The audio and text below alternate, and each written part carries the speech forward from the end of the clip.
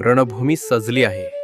सेनांचा गगनभेदी घोष झाला आहे आणि त्या क्षणी श्रीकृष्णाचे रथी अर्जुन उचलतो आपलं धनुष्य.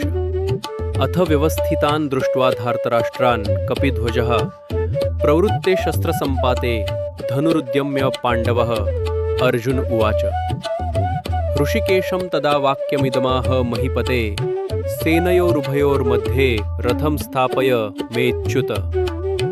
यावदेतान् निरीक्षे अहं योद्धुकामानवस्थितान् कैर्मया सह योद्धव्यमस्मिन् रणसमुद्यमे.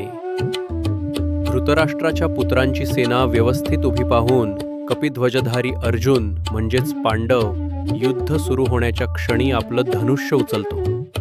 अर्जुन श्रीकृष्णाला म्हणतो, हे ऋषिकेश, हे अच्युत, माझा रथ दोन्ही सैन्यांमध्ये थांबवा, जेणेकरून मी पाहू शकेन की या युद्धासाठी कोण कोण उभे आहेत आणि माझं युद्ध कोणासोबत होणार आहे. हेच ते क्षण आहेत जेथे प्रश्न विचारला जातो आणि पुढे गीता उत्तर देते.